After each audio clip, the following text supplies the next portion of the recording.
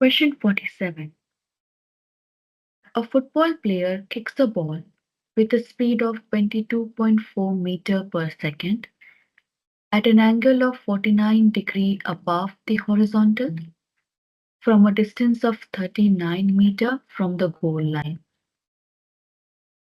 By how much does the ball clear or fall short of clearing the crossbar of the goalpost if that bar is 3.05 meter high? So let us first sketch the problem. Here you have a football that is being kicked to a speed of 22.4 meter per second at an angle of 49° above the horizontal. So this is the initial velocity component and the angle theta. We write the value of initial velocity v0, which is 22.4 meter per second, and the launch angle theta is 49°. The ball follows a parabolic path, and we have to find whether or not it will clear the crossbar of a goalpost, which is at a distance of 39 meter from the ball and is at a height of 3.05 meter. So we can write down the distance of the goalpost from the ball, which is along the x-axis. So we write this distance as x equals 39 meter. And the height of the crossbar for the goalpost is 3.05 meter. What we must understand here is, even though we have been given the distance of the ball from the goalpost, which is the distance it covers along the x-axis, that is not the range of the ball, because that's not the maximum distance it can cover along the x-axis. So I cannot use the equation of range. Neither can I use the equation for height because I don't know if this is the maximum height the ball will reach. So we will be using the equations of motion to solve this problem. Now projectile motion is a two-dimensional motion. So we have to use equation along x-axis and y-axis separately. This initial velocity v0 of the ball we can split into two components. One that goes along the x-axis, which we write as vx0, and the other that goes along the y-axis, which is vy0. We can find the magnitude of these velocity by taking vx0 as v0 cosine theta and vy0 as v0 sine theta. To find whether or not my ball will clear the crossbar, I need to find what is the height of the ball when it reaches the goalpost. That is when it covers this distance of 39 meter along the x-axis. If this height reached by the ball, let us call it y, is greater than h, that means the ball will clear the crossbar. And if y is less than h, then it will fall short. So we need to calculate this height the ball will reach once it reaches the goalpost. Now I can calculate the y value as y equals y0 plus vy0t plus half at squared.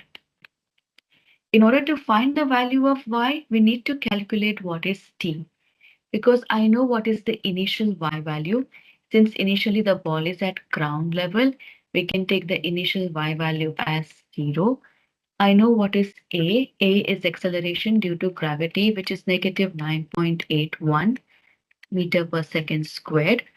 I can find vy0 from this expression here, but I don't know what is the time t. We can calculate the time t by taking equation along the x-axis. Because I know along x-axis, the velocity component remains constant. It does not change with time. And if I want to measure any distance along x-axis, I can just take x equals velocity along x into time. So we can find the time it took for the ball to cover a distance of 39 meter. That is exactly the time it will be at position Y.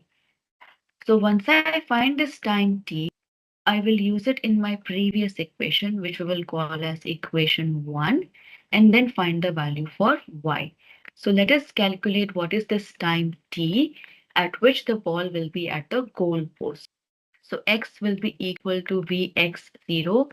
Vx0 is v0 cosine theta into time t. So time t I can calculate by dividing x with v0 cosine theta. Let's find that value. X is 39. V0 is 22.4. Cosine of the angle 49. And once you solve this, you get the value of time t as 2.65 seconds. After I found my time t, I will substitute this value in equation 1. So let's solve for y again. Y equals y0 plus vy0 is v0 sine theta into t plus half at squared. Now let's substitute. Y0 is 0, v0 is 22.4, sine of the angle 49 into time t, which is 2.65. Acceleration is acceleration due to gravity, which is negative 9.81. And when I substitute that value, this positive sign will become minus half into 9.81 times t squared, so 2.65 squared. Now solve this. When you solve this, you get the value of y to be equal to 10.35 meter.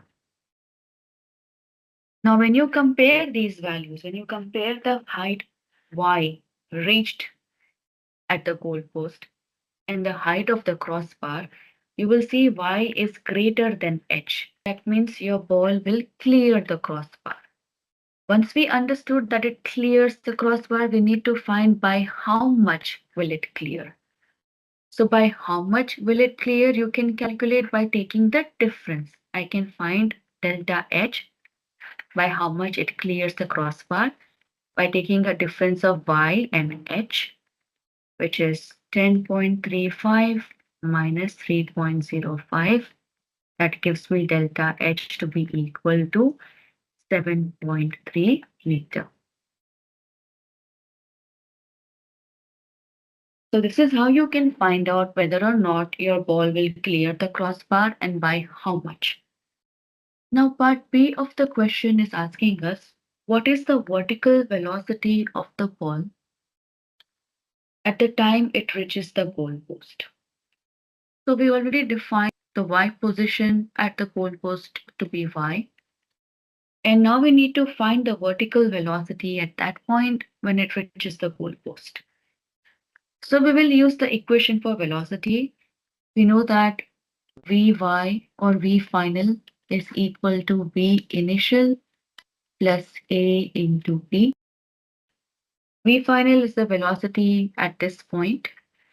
V initial, as discussed before, for y component, Vy0 is V0 sine theta. We'll substitute that here. It's equal to V0 sine theta plus A into T. The time t we already found in previous part, in part A. We will substitute that here. So V0 is 22.4, sine of the angle 49. A is acceleration due to gravity, which is negative 9.81. I will substitute that here. And time t is 2.65. When you solve this, you get the y component of velocity as negative 9.09 meter per second, which you can round off to negative 9.1 meter per second. Negative because the ball at this point is coming down. So if you were to just write the magnitude of this velocity, it will be 9.1 meter per second. Now there is another way of solving part A of the question by using the equation of trajectory. So if you remember the equation of trajectory, we can directly apply them here to calculate the y value.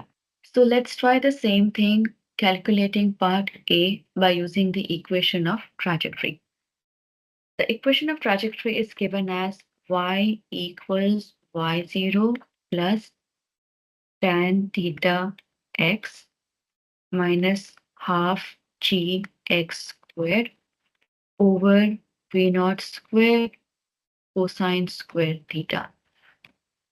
I can use this equation to find any point along the y-axis if I don't have the time value. If they give me the value of x and I want to find any point on the y-axis, you can always use this equation.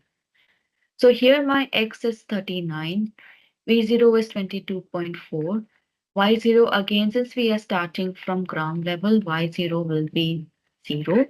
We will substitute the values to calculate the y at the goalpost. So that will be equal to 0 plus tan of the angle 49 multiplied with x, which is 39, minus half g is 9.81. Now, while writing this rule, the negative sign of the g is already taken into consideration. Whenever in the equation they write g with a negative sign, you don't need to put another negative here. Times x squared, which is 39 squared, over v naught squared, 22.4 squared, cosine of the angle 49 squared. And when you solve this, you get your y value as 10.31 meter, which is close to the value we got from the previous way. Again, you can calculate delta h by taking a difference of y and h. That will give me 10.31 minus 3.05. And we get delta h to be equal to 7.269.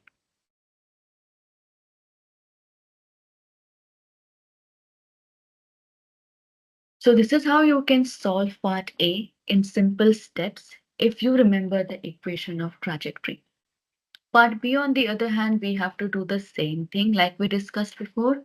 I will first find time using the x equation and then the velocity equation to find the vertical velocity at the time when the ball reaches the goalpost.